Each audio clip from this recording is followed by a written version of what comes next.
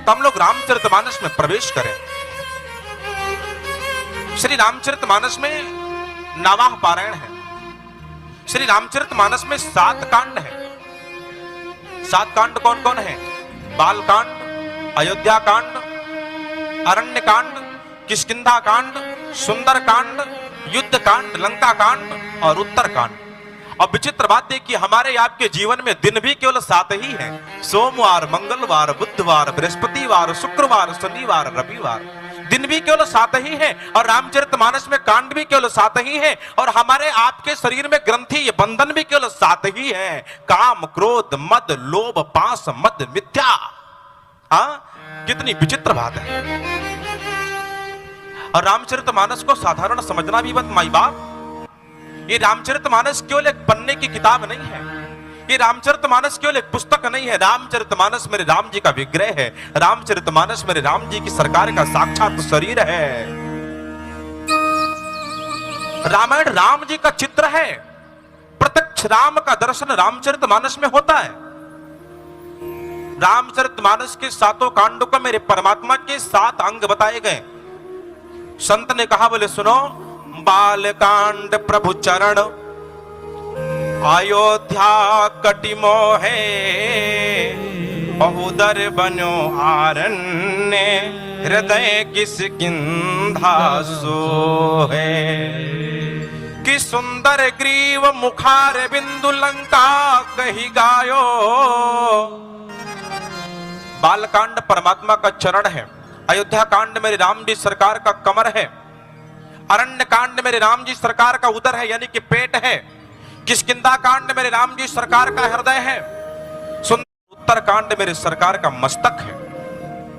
अच्छा, किसी ने प्रश्न कर दिया, बोले बड़ी विचित्र बात है, ये बालकांड ही राम जी के चरण क्यों है? बालकांड को मस्तक बता देते, क्योंकि व्यक्ति ऊपर से शुरू करता है, ये तो नीचे से शुरू कर रहे हैं। अच्छा, गोस्वामी जी बड़े चालाक व्यक्ति हैं। गोस्वामी जी बड़े होशियार है, बड़े प्रबुद्ध हैं। गोस्वामी जी कहते हैं, भैया पढ़ लो, समझ लो, लगा लो मन माने अर्थ, पंडित प्रवीण तुम्हें कौन कठिनाई है। अरे पढ़ो, समझो, लगा लो, मन माने अर्थ। ये बालकांड मेरे राम जी सरकार के चरण क्यों है? गोस्वामी जी ने बताया, बोले परमात्मा का चरण कहां है? ब्रह्म का चरण कहां होता है? बड़े गहरे में है, बहुत गहरे में। पद पाताल शीस अजधामा और अपर लोक अंग अंग विश्रामा। नारायण के 2 स्वरूप बताए गए हैं, 2 आकार। पहला निराकार, दूसरा साकार। मेरे नारायण का जो निराकार स्वरूप है ना, उसके लिए गोस्वामी जी कहते भैया कि बिनु पद चलाई सुनई बिनु काना, कर बिन करम करई विधि नाना।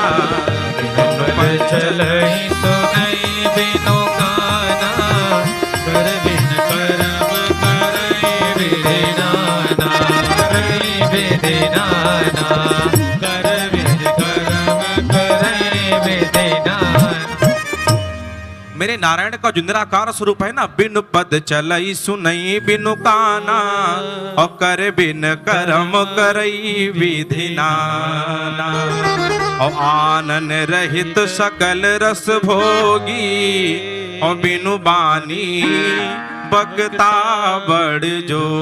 कर्म करई विधि नाना, बिना हाथ के समस्त कर्मों को करता है।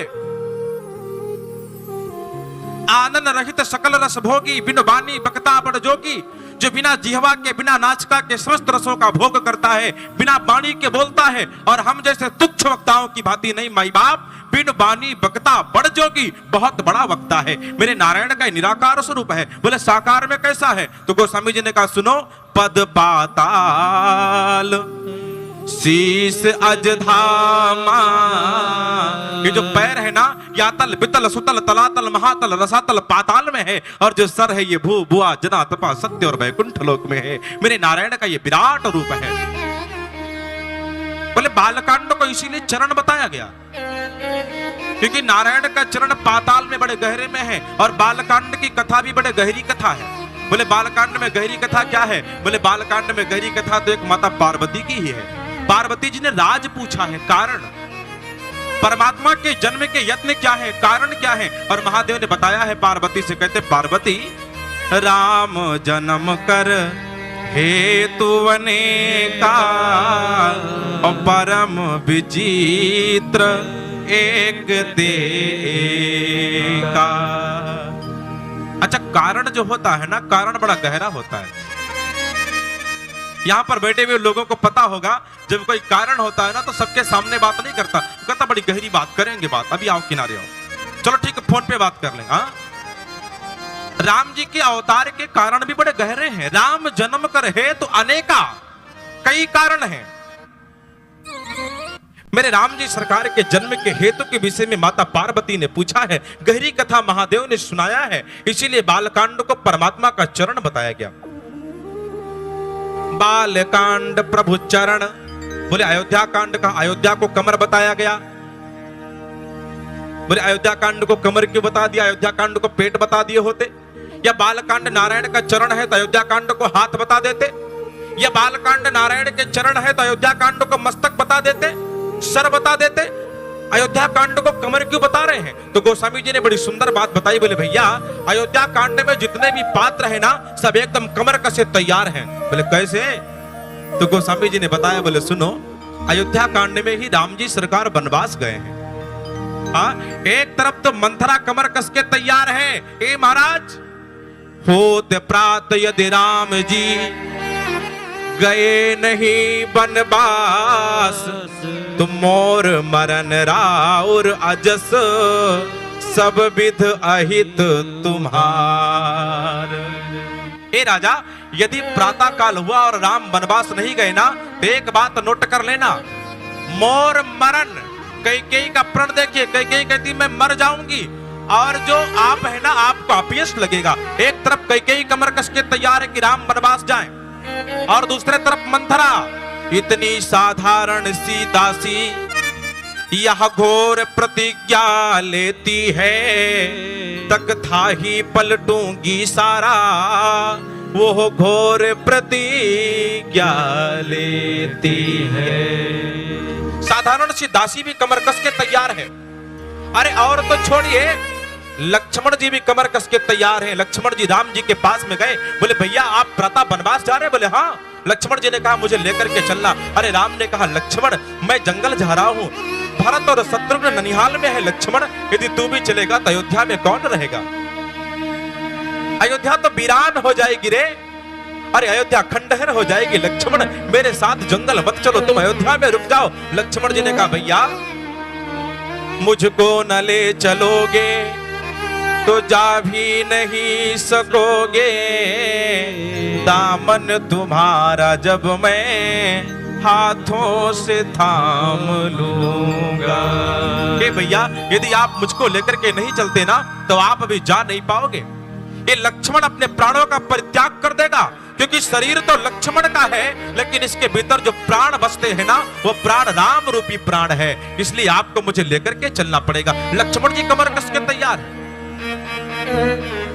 अरे और तो छोड़िए माई बाप, अयोध्या की एक एक प्रजा, एक एक व्यक्ति कमर कस के तैयार है। या तो राम जंगल नहीं जाएगा, और या तो राम जंगल जाएगा तो मैं राम के साथ पीछे पीछे जाऊंगी। और मैं बताऊं, आगे आगे मेरे राम जी चले हैं और पीछे पीछे पूरी प्रजा चली है।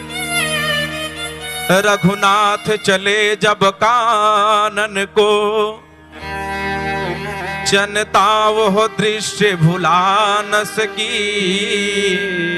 ललना पलना में जाग पड़ा, जननी चुटकी चटका न सकी। मेरे राम जी जब आगे बढ़े ना, पीछे पीछे अयोध्या की प्रजा लग गई। मैं आपको बताऊं, पालने में छोटे छोटे बच्चे जो थे ना वो जग गए, रोने लगे, माँ माँ माँ कर रहे हैं, लेकिन माँ लौट करके जननी चुटकी चटका न सकी, अपने बच्चों को सुला नहीं रही है, चली गई। अरे जो वृद्ध थे ना, पर वृद्ध बड़े असहाय रहे, जो बुढ़े थे वो चरपैया पर लेटे जल की गुहार कर रहे हैं, जल मांग रहे हैं। लेकिन आज अयोध्या की प्रजाओं ने